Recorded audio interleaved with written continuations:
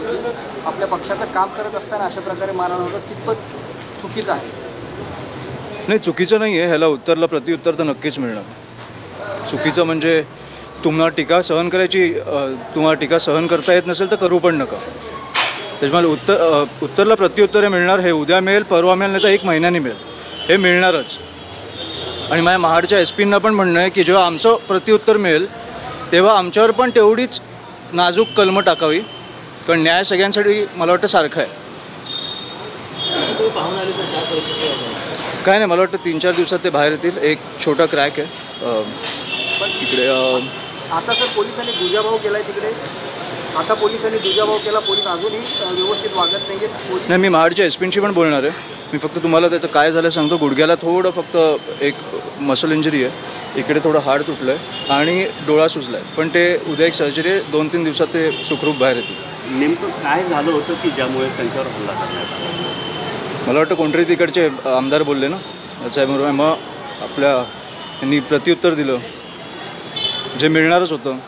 म्हणून मी बोललो टीका सहन करायची, टीका सहन करता येत असेल तर करू पण नका दुसऱ्यांवर.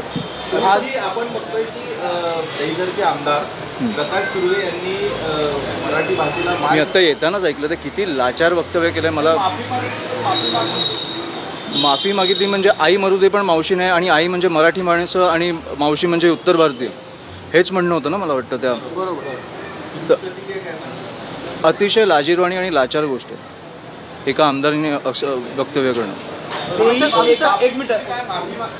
एका माफी मागितली, माफ करणं हे माझ्या हातात नाही आहे, हे आपल्या मराठी माणसांच्या हातात आहे. त्याच्यामुळे निवडणुकीतच कळेल त्यांना किती माफ केलं आणि नाही केलं. खरं तर शिवसेना पक्षाचे आमदार आहेत. ज्या शिवसेनेने मराठी माणसाचं राजकारण केलं त्या पक्षातून ते आमदार येतात, त्यांची अशी वक्तव्य येतात. ह्याकडे कसं? नाही, कोणाचंही वक्तव्य असेल हे आमच्या पक्षातल्या लोकांनी केलं असतं तरी लाजिरवाणं होतं. मराठी माणूस आणि बाहेरची लोक तुम्हाला निवडायला आली तर तुम्ही मराठी माणसाला बाजूला टाकणार? मरू दे, हे आपली जुनी म्हण होती, ठीक आहे, पण तुम्ही आत्ता वापरताय ती. संदर्भ चुकला का त्यांचा?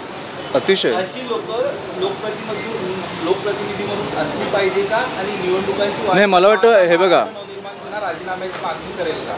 नाही, राजीनामा वगैरे ते मला वाटतं की हे एका माणसाकडनं चूक होऊ शकते, पण ही अतिशय गंभीर चूक आहे. ही ह्याच्या पुढे करू नये एवढं मी सांगू शकतो. राजीनामा वगैरे देईल की नाही ते मला वाटतं की राजसाहेब किंवा आमचे जे वरिष्ठ नेते आहेत ते बोलू शकतात. पण माझं एवढं म्हणणं आहे की ह्याच्या पुढे करू नये, की खूप गंभीर तुम्ही काहीतरी बोलून गेलाय. अमितजी, तुम्ही महाडला जाणार आहात का? कारण तिकडे अशा प्रकारे मारहाण झाल्यामुळे इतर जे कार्यकर्ते आहेत त्यांचं मनोबल वाढवण्यासाठी तुम्हाला तिकडे जाणार, तुम्ही तिकडे जाणार? पहिलं मी ह्यांचं बघतो, हे सुखरूप बाहेर आले पाहिजेत, त्याच्यामुळे त्याच्यानंतर मग मी.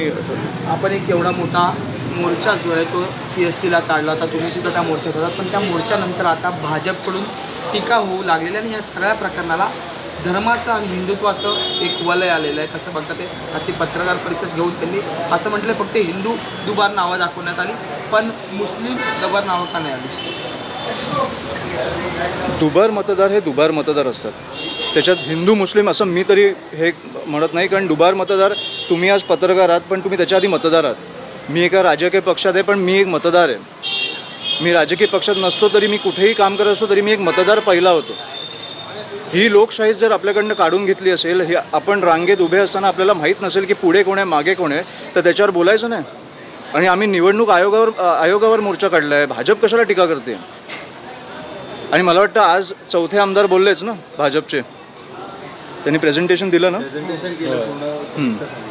सविस्तर सांगितलं. आम्हाला जे पाहिजे होतं ते प्लॅटरमध्ये दिलं त्यांनी. थँक्यू. माझी एकच मागणी आहे की हे जे आमदार आज बोललेत त्यांनी तसंच त्यांचा शोध चालू ठेवावा. मला हे बोलायचं होतं की हा शोध त्यांनी बंद नाही त्यांनी करायला पाहिजे. त्यांची जर जेव्हा निवडणूक लागतील तेव्हा निवडणूक आयोगाकडे ती यादी द्यावी आणि अजून एक कॉपी आमच्याकडे पण द्यावी. निवडणूक आयोगाने काही नाही केलं तर राजसाहेबांनी आम्हाला काय करायचं हे सांगितलं.